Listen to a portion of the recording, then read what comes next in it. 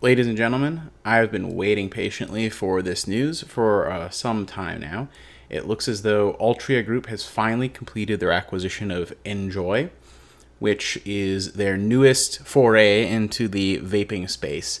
Now, their previous entry into this space was buying 35% of JUUL Labs for something like $18 billion, if I'm recalling correctly. And it turned out that was basically like just taking that $18 billion dollars and just throwing some gasoline on it and just lighting it on fire, essentially. Now, the hope here is that maybe they've learned their lessons with regards to what they did wrong with JUUL, and NJOY hopefully will be, and these are sometimes referred to as the most dangerous words in investing, but hopefully it will be different this time.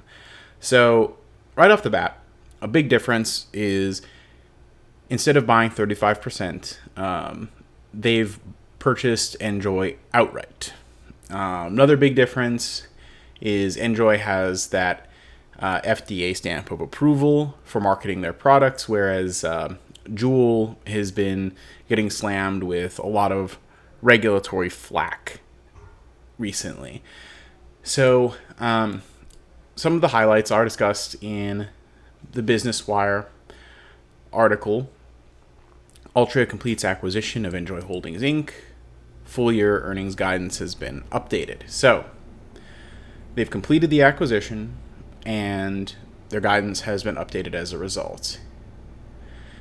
So, a few bullet points on this. NJOY will be marketed by NJOY LLC, which is now, again, wholly owned subsidiary of Altria.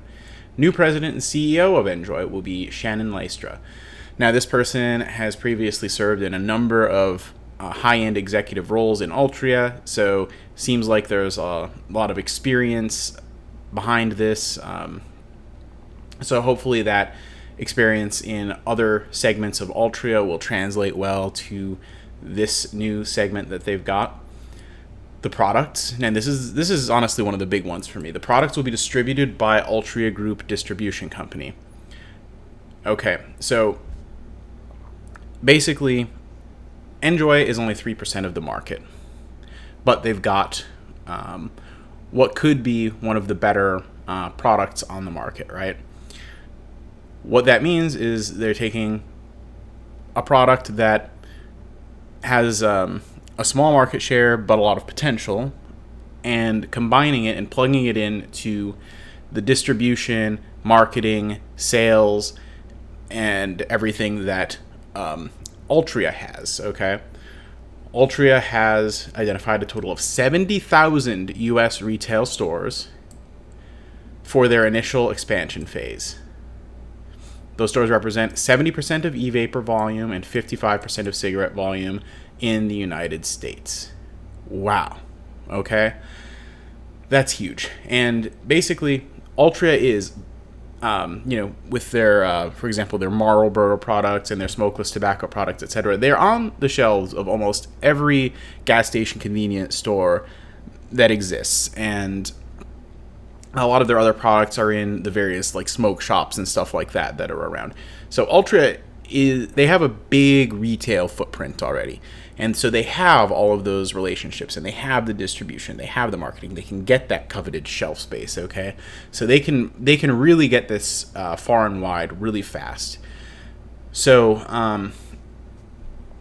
and yeah, it even goes into the strategy here, okay? They're going to be focused on optimizing the brand proposition, enhancing brand equity, increasing brand awareness. So that's like going back to the marketing aspect, right? And filling distribution gaps, okay? And that goes back to the fact, hey, this is only a 3% market share product right now in the vaping space. But with Altria behind them and now, over them, they can probably scoop up a much bigger chunk of that vaping pie, which is, once again, a very popular and let's be honest, addictive space. So once they acquire that market share, it'll be really hard to dislodge them from it. And the people that use the products will do so in a very predictable and reliable way, habitually, so to speak. Now, with regards to funding the transaction, it was a mere $2.75 billion, which compared to the size of their JUUL deal, which went completely bust, is pretty modest, actually. Now, they did it through a little bit of debt and some cash. Now, they can pay down that debt considerably with the $1.7 billion they're getting from Philip Morris International. So that's going to, mean that basically the debt situation, the balance sheet, isn't going to be too terribly affected by the deal from where it is today. And here's the interesting thing. If you're an investor today, when are you going to start to see a return potentially from this? Well, they expect the transaction to be accretive to cash flow in 2025. That means basically they expect the free cash flow of Altria to begin seeing, we'll call it the fruits of this endeavor in 2025. That's pretty quick, honestly. So that would seem to imply that the remainder of 2023 and basically all of 2024 will be this initial expansion phase that they were talking about, getting it out there into those 70,000 retail locations that they were talking about. And they expect it to be accretive to adjusted EPS in 2026. Now, cash flow is just cash in, cash out. EPS is the accounting measure of profitability. So basically, pretty quickly they'll start to show some benefits from this. Like, really, we're 2.5 to 3 years away from really starting to see this hopefully start to compound and potentially ignite a whole new era of earnings, cash flow, and dividend growth in Altria. As far as their guidance, they're talking about 1% to 4% growth over previous year for now, which that's this year compared to 2022. Not that big a deal. They're planning on continuing to go forward with the $1 billion share repurchase program. They plan to complete it by the end of 2023, which, that's not a huge amount of repurchasing, but, it's nice to see since their stock is arguably pretty undervalued at the moment.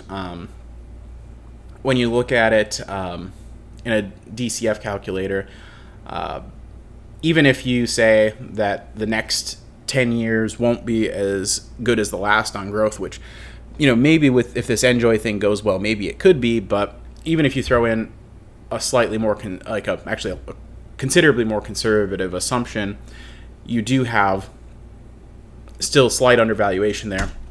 You go somewhere in the middle and say, hey, this is kind of like your middle of the road assumption. I mean, it's probably something like a mid-50s stock if you assume that they can get their growth rate up to 8% on average. That might be a little, hey, maybe that's a little bit ambitious, but, I think if they hit a home run on this vaping thing, or even do pretty well, doesn't necessarily even have to be a grand slam, I think that you could see potentially a market-beating return over the coming years with a fair value in the $50 range. I mean, my price target on this thing has been anything below 50 I'm looking to add for quite some time, which gives you a 10% margin of safety.